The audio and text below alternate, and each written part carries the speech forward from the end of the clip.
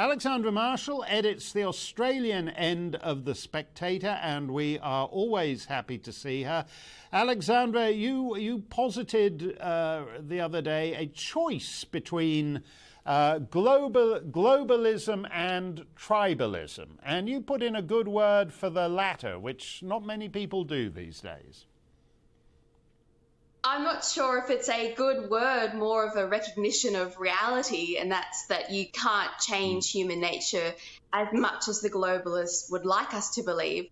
And so my piece was more about understanding the reality of human behaviour and how civilizations rise and fall, and what damage a philosophy like globalism can do by trying to constrain our natural instincts. What struck me in your piece, particularly today after the Prime Minister of Jamaica was rather rude to the Duke and Duchess of Cambridge about the future of the Jamaican monarchy.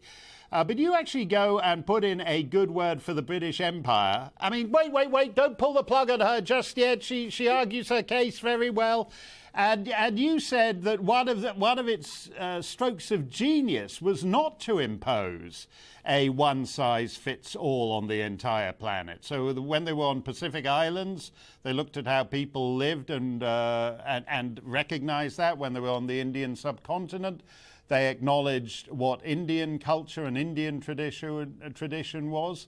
And that's not, and for all the criticism they get, there's far more sort of cultural arrogance in our present globalist ruling class, isn't there? Well, the old empire, the old British Empire, really cracked how to create and spread empires throughout the world. So whereas most empires like the USSR have to struggle to keep countries under their control, what the British Empire did, which was different to the others, was it raised new colonies in faraway lands, and then they matured into their own distinct countries, and a lot of them were then voting themselves into independence. Now that is a successful empire building regime where you end up with stable nations at the end of it. And full disclosure, I am an ambassador for the Australian constitutional monarchy, but I do admire at least the success in building stable empires rather than leaving everything an absolute mess. The UK did it better than, I'd say, most other empire builders around the world, which tended to leave more like rubble in their wake. Yeah, I didn't realise you were with the Australians for constitutional monarchy. We should send you to slap that Jamaican Prime Minister around the cheeks and talk some sense into him. But it is amazing. I can't think of any time where the so-called globalist guys who are kind of seem disconnected from the facts on the ground.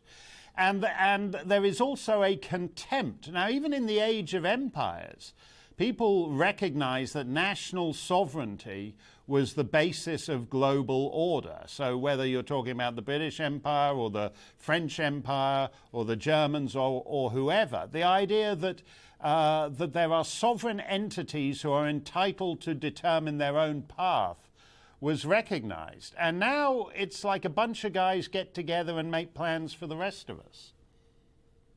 It's the old socialist world order idea where they want to have a bureaucracy of unelected officials deciding for nations what they can and can't do. And it's not really about not having sovereignty or an independent country anymore. It's about a new country, a country without borders, run by bureaucrats, where they basically, it's an old school world domination, James Bond style plot.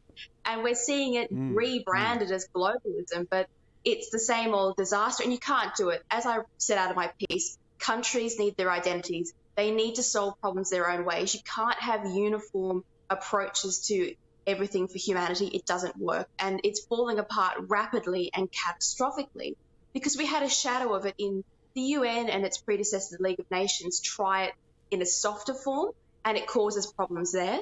But in a truly international socialist regime, you get really big problems like a global war. Now, when you mention the whole James Bond thing, Ian Fleming, in literary terms, gets gets mocked because people think John le Carre and The Spy Who Came In From the Cold is all more realistic. But, you know, the fellas at Davos are actually straight out of any Bond film. They're holding the Spectre board meeting. They don't yet have a hollowed-out volcano. They may have a hollowed-out volcano, and it's just we don't know where it is yet. But they're holding it at the top of a Swiss Alp, which is the next best thing. And they're talking about the Great Reset, and they're talking about the great narratives.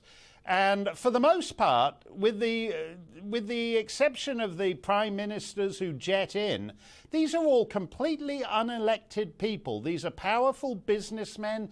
They are layabout Saudi princes. And yet they all seem to assume in their every utterance that they have the right to make these plans. Are we, in a sense, moving into a post-democratic age? Well, that's what they hoped would happen. But as was predicted and always the case, these business people and bureaucrats thought they could control the global narrative and what countries would do. And of course, as soon as they created this environment for the destruction of civilization, because they wanted to profit from basically the scraps and the ash and the rubble, but they lost control of Russia immediately. And they're about to lose control of China.